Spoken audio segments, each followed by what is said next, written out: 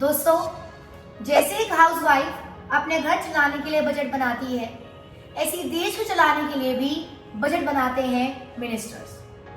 तो कैसे शुरू हुई भारत में बजट की कहानी, आइए समझते हैं। 1860 में ब्रिटिश गवर्नमेंट ने पहली बार भारत में बजट बनाया था, लेकिन सिर्फ अपने खर्चों के लिए, भारत की प्रोग्रेस के लिए नहीं। ब्रिटिश गवर्नमेंट ने रेलवे, अपनी सेना और अपने व्यापार करने के लिए ही सिर्फ बजट बनाया था, जिससे वो भारत और ब्रिटेन कंट्री में आपस में एक्सपोर्ट इंपोर्ट कर पाए, जिससे भारत का कच्चा माल वो अपने देश में ले पाए और वहां से फिनिश गुड्स हमारे देश में आए। सिर्फ इसको मेंटेन करने के लिए ही उस टाइम ब्रिटिश गवर्नमेंट ने बजट बनाया था। भारत की शिक्षा और भारत के व्यापारियों के लिए बजट नहीं बनाया गया। अगर सोचिए, अगर उस टाइम भारत के उद्देश्य को पूरा करने के लिए बजट बनाया जाता तो आज हमारा भारत कितना ज्यादा आगे है। आज हमारा भारत डेवलपिंग नहीं, शायद डेवलप्ड होता। अब बात करते हैं भारत के अपने पहले खुद के बजट के बारे में।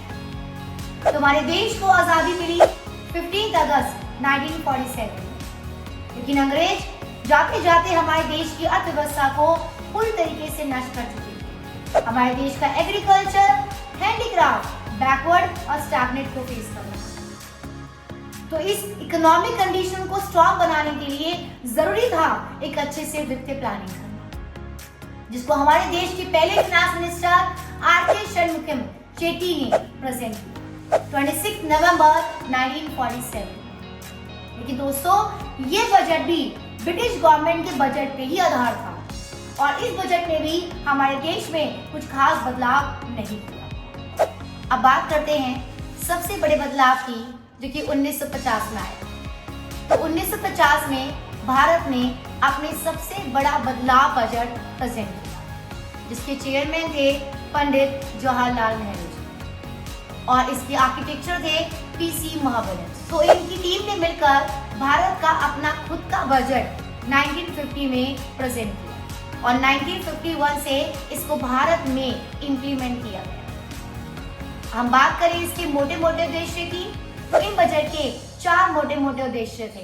भारत में ग्रोथ करना, यानी कि भारत की जीडीपी को बढ़ाना, भारत में इक्विटी क्रिएट करना, यानी गरीबी और अमीरी का अंतर कम करना, भारत को सेल्फ रिलायंस बनाना, यानी कि भारत की खुद की इंडस्ट्रीज खोलना, इंपोर्ट करने की बजाय भारत को अपने पैरों पे खड़ा करना, अपने देश से प्रोडक्शन करना, आसान भाषा में मेक इन इंडिया।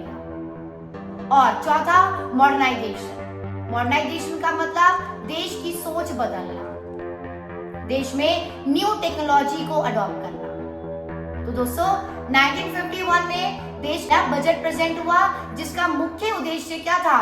देश के किसान और देश की इंडस्ट्रीज पे फोकस करना। उसके बाद देश में दूसरा बजट आया 1956 में, जिसने मुख्य फोकस किस पे किया? देश के इलेक्ट्रिसिटी प्रोजेक्ट्स पे और देश की बड़ी बड़ी फैक्ट्रीज पे। और दोस्तों, इसी बजट में हमने अपने देश की आर्थिक स्वतंत्रता की ओर कदम उठाया। और बात करें कांग्रेस सरकार के सबसे बड़े बजट की, जो कि आया 1969 में। इंदिरा गांधी की सरकार ने उस टाइम 14 बैंक को नेशनलाइज किया गया। दोस्तों, 1969 से अब बैंक सिर्फ अमीरों के नहीं रहे, अब वो बैंक गरीब और किसानों के लिए भी खुले। अब बैकवर्ड एरिया में भी कई बैंकों की स्थापना हुई। अब बात करते हैं उस दौर की, जहां पे भारत बहुत ही ज्यादा आर्थिक संकट में फंस चुका था।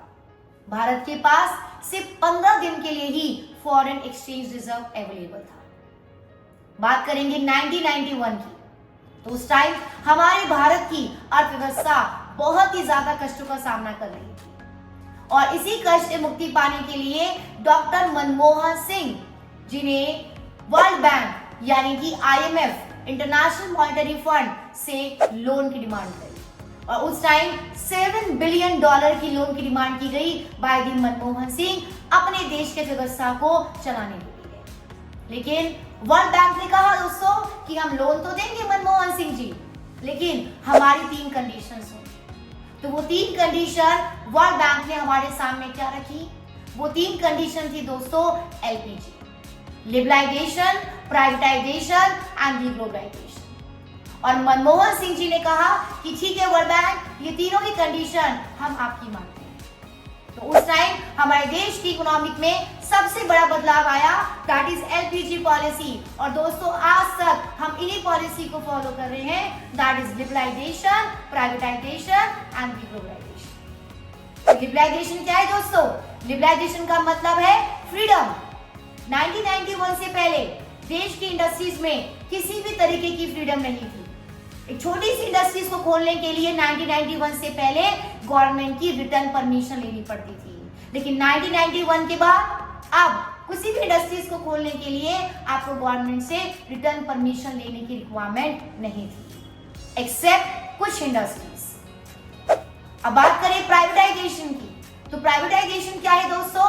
प्राइवेटाइजेशन में हमारे देश की पब्लिक सेक्टर अंडरटेकिंग्स जो बहुत ज्यादा लॉस फेस कर रही थी, उनको ठीक करने की कोशिश की गई, और अगर वो ठीक नहीं हो पाए तो उनको प्राइवेट इंडस्ट्रीज के हाथ में सौंप दिया गया, यानी कि उनका प्राइवेटाइजेशन किया गया। अब बात करें ग्लोबलाइजेशन की, तो ग्लोबलाइजेशन में दोस्तों वर्ल्ड की इकोनॉमी को भारत की इकोनॉमी के साथ जोड़ा गया, यानी कि एक्सपोर्ट और इंपोर्ट करने के लिए काफी तरीके की जो है फ्रीडम दी गई, जिससे उस टाइम देश में बहुत बड़ी इंडस्ट्री जो कि कोका कोला इंडस्ट्री हमारे देश में आई, और ऐसी कई इंडस्ट्री और भी हमारे देश में आई थी ग्लोबलाइजेशन की वजह से। तो 1991 में एलपीजी पॉलिसी को हमने अडॉप्ट किया।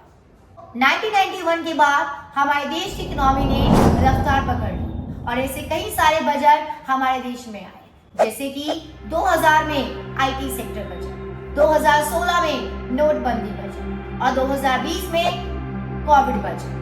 तो ये सारे बजट ने हमारे देश की इकोनॉमी को और स्ट्रॉन्ग किया या कमजोर किया, तो जानेंगे अगले भाग में। जब तक के लिए लाइक, सब्सक्राइब एंड जिस भी टॉपिक पे आपको वीडियो चाहिए प्लीज कमेंट।